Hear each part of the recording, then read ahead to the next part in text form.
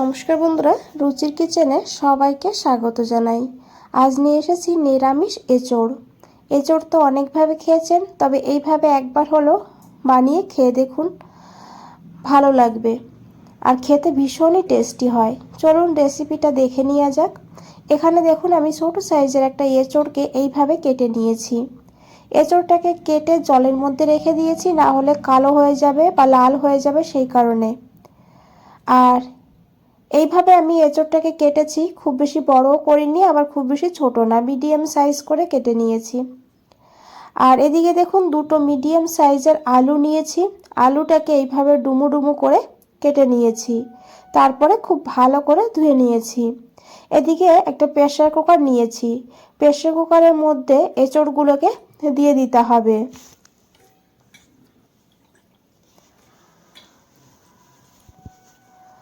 আর এই এঁচোড়ের মধ্যে দিয়েছি অল্প করে একটু লবণ, হাফ চামচের একটু কম দিয়েছি লবণ। আর দিয়েছি অল্প করে একটু হলুদের গুঁড়ো। এখন দিতে হবে পরিমাণ মতন জল, তবে খুব বেশি জল দেবেন না। তো দেখুন কিভাবে আমি জলটা দিয়েছি। আর এখন দিতে হবে এখানে একটু সর্ষের তেল। তেল দিলে কুকারের গায়ে আঠা লেগে যাবে না, আর এই কাঁঠালগুলো ভালোভাবে পরিষ্কার হবে। তো অল্প করে একটু তেল দিয়ে দিয়েছি এখানে। আর এখন এই প্রেসার কুকারের ঢাকনাটা বন্ধ করে একটা সিটি লাগিয়ে দিতে হবে। আপনারা চাইলে কড়াইতেও সিদ্ধ করতে পারেন, তবে সেক্ষেত্রে সময়টা বেশি লাগবে, আর প্রেসার কুকারে করলে সময় কম লাগবে। একটা সিটি হয়ে গিয়েছে, এখন আমি গ্যাসটা বন্ধ করে দিয়েছি। প্রেসার কুকারটা ঠান্ডা হয়ে যাওয়ার পর তারপরে ঢাকনাটা খুলবো। এদিকে দেখুন একটা মশলা বানাবো, তার জন্য একটা বাটির মধ্যে নিয়েছি দুটো ছোট এলাচ, একটু দারচিনি, অল্প করে দুটো লবঙ্গ আর একটা শুকনো লঙ্কা, আর নিয়েছি এখানে 4-5টা গোলমরিচ, আর নিয়েছি এখানে হাফ চামচ গোটা জিরা। তো যেহেতু অল্প মশলা, তাই আমি এখানে মিক্সার গ্রাইন্ডারের মধ্যে দিয়ে প্রথমে শুকনো অবস্থায় গুঁড়ো করে নেব। আপনারা চাইলে শিলেও বেটে নিতে পারেন মশলাটাকে। তো দেখুন আমি শুকনো অবস্থায় এইভাবে একটু প্রথমে গুঁড়ো করে নিয়েছি। তারপরে এর মধ্যে দিয়েছি 1 ইঞ্চি আদা, নিয়েছি দুটো কাঁচা লঙ্কা, তবে ঝাল আপনারা আপনাদের প্রয়োজন মতন নেবেন। এখানে কিন্তু আমি গোলমরিচ ব্যবহার করেছি, শুকনো লঙ্কা, আবার এখানে কাঁচা লঙ্কা দিয়েছি। সেই হিসাব করে আপনারা এখানে ঝালের পরিমাণটা বাড়িয়ে কমিয়ে নিতে পারেন। তো একটু জল দিয়ে মশলাটাকে একদম মিহি করে আমি বেটে সাইডে রেখে দিয়েছি। এই বাটিতে আমি আরও একটা মশলা বানিয়ে রেখে দেব। নিয়েছি হাফ চামচ ধনিয়ার গুঁড়ো, 1 চামচ নিয়েছি কাশ্মীরি লঙ্কার গুঁড়ো কালারের জন্য, তবে আপনারা বাদ দিতে চাইলে বাদ দিয়ে রান্নাটা করতে পারেন। হাফ চামচ হলুদের গুঁড়ো দিয়েছি, আর একটু জল দিয়ে মশলাটাকে ভালো করে মিশিয়ে সাইডে রেখে দেব। গুঁড়ো মশলা এইভাবে জলের সঙ্গে মিশিয়ে রেখে দিলে একদম বাটা মশলার স্বাদ হয়। তো দেখুন মশলাটাকে সাইডে রেখে দিয়েছি। আর এদিকে একটা কড়াই বসিয়ে দিয়েছি। কড়াইতে দিয়েছি 2 চামচ সর্ষের তেল। রান্নাটা সর্ষের তেলে করেছি, তবে সর্ষের তেলে করলে স্বাদটা বেশি ভালো হবে। তেলটাকে খুব ভালো করে গরম করে নিতে হবে, তারপরে গ্যাসের ফ্লেমটা একদম লোতে করে দিতে হবে। আর তারপরে এখানে দিতে হবে অল্প করে লবণ আর অল্প করে হলুদের গুঁড়ো। গ্যাসের ফ্লেমটা যদি বাড়ানো থাকে তাহলে কিন্তু হলুদটা পুড়ে যেতে পারে, সেই কারণে গ্যাসের ফ্লেমটা একদম কম করে দিয়ে তারপরে হলুদ লবণ দিতে হবে। আর তারপরে দিতে হবে এখানে কেটে রাখা আলু।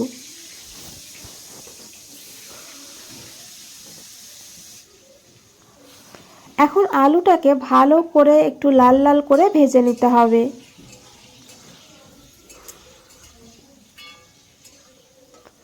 আর এদিকে দেখুন প্রেসার কুকারটা ঠান্ডা হয়ে গিয়েছে। ঢাকনাটা খুলে আমি একটু দেখিয়ে দেবো কিভাবে এঁচোড়টাকে সিদ্ধ করেছি। এঁচোড়গুলো কিন্তু একদম গলে যাবে না, সেইভাবে এঁচোড়টাকে সিদ্ধ করতে হবে। আশা করি দেখে বুঝতেই পেরেছেন এঁচোড়টাকে কিভাবে সিদ্ধ করেছি। আর এই এঁচোড়গুলো কিন্তু এই গরম জলে রাখা যাবে না, না হলে ওভার কুক হয়ে যাবে। তাই এঁচোড়গুলোকে তুলে নিতে হবে। তুলে ঠান্ডা জলে একবার পারলে ধুয়ে নেবেন, না হলে এইভাবে রেখে দিলেও হবে। তো দেখুন আমি এঁচোড়গুলোকে তুলে নিয়েছি। আর এদিকে বন্ধুরা আলুও কিন্তু ভাজা হয়ে গিয়েছে। এইভাবে একটু ভালো করে আলুটাকে ভেজে নেবেন। এখন এই আলুগুলোকেও তুলে নিতে হবে।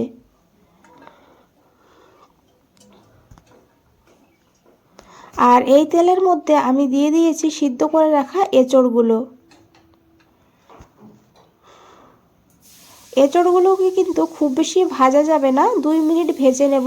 খুব বেশি ভাজা হয়ে গেলে আবার এঁচড়টা কিন্তু অনেক সময় শক্ত হয়ে যায়।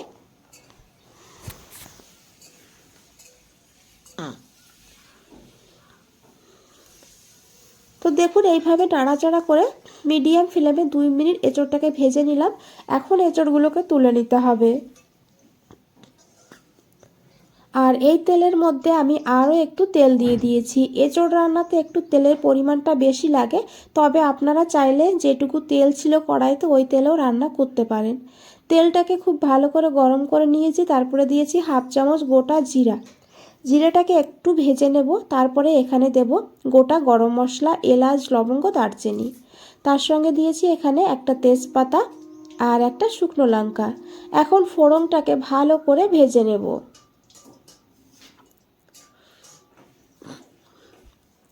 এখন এখানে দিয়ে দিতে হবে একটু হিং, যেহেতু নিরামিষ তাই একটু হিং দিলে খুব সুন্দর একটা ফ্লেভার হবে। আর তার সঙ্গে সঙ্গে দিয়ে দিয়েছি এখানে 2টো টমেটো এইভাবে কেটে। টমেটোর পর দিতে হবে পরিমাণ মতন লবণ। লবণ দিলে টমেটো তাড়াতাড়ি করে নরম হয়ে যাবে। এখন টমেটো নরম হয়ে যাওয়া পর্যন্ত টমেটোটাকে ভেজে নেব।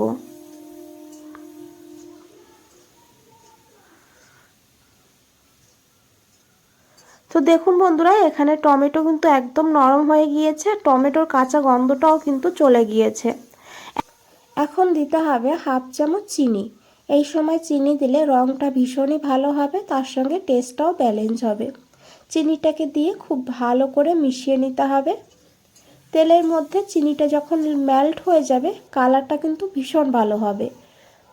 এখন দিয়ে দিয়েছি সে গুঁড়ো মশলাটা, যে মশলাটা জলের সঙ্গে মিশিয়ে রেখে দিয়েছিলাম সেই মশলাটা দিয়ে ভালো করে মিশিয়ে নেব। 2 মিনিট এইভাবে কষিয়ে নেব। তো দেখুন মশলার থেকে তেল ছাড়তে শুরু করে দিয়েছে। আর এখন এখানে দিয়ে দিতে হবে আদা জিরে বাটা। জার ধুয়ে অল্প করে এখানে একটু জলও দিয়ে দিয়েছি। এখন এই মশলাটাকে ভালো করে কষিয়ে নিতে হবে, যত সময় না মশলার কাঁচা গন্ধটা চলে যাচ্ছে আর মশলা থেকে তেলও ছেড়ে দিচ্ছে। তো আমি ঢাকা দিয়ে দিয়ে মশলাটাকে কষিয়ে নেব।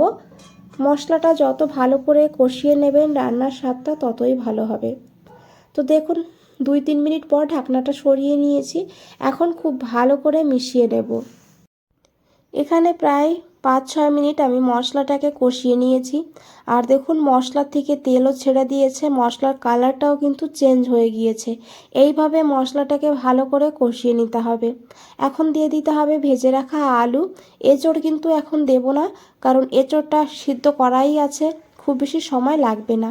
আর এরই সঙ্গে বন্ধুরা আমি এখানে নিয়েছি ছানা। এখানে আমি 1 গ্লাস দুধের ছানা বানিয়ে নিয়েছি ঘরেই, তবে আপনারা ছানার পরিবর্তে এখানে পনিরও দিতে পারেন। 100 গ্রাম পনিরকে গ্রেট করে এখানে দিয়ে দিতে পারেন। এই ছানাটা দেওয়ার কারণে এর স্বাদটা কিন্তু দুর্দান্ত হয়, এতটা বেড়ে যায় বলে বোঝানো যাবে না। নিরামিষকে বুঝতেও পারবে না, এতটা সুস্বাদু হয় এইভাবে রান্না করে দেখবেন। ছানাটাকে দিয়ে ভালো করে কষিয়ে নিয়েছি, তারপরে 2 মিনিট ঢাকা দিয়ে লো ফ্লেমে রেখে দিয়েছিলাম। 2 মিনিট পর ঢাকনাটা খুলে নিয়েছি। এখন একবার খুব ভালো করে মিশিয়ে নিয়েছি, তারপরে দিয়েছি এখানে ভেজে রাখা এঁচড়।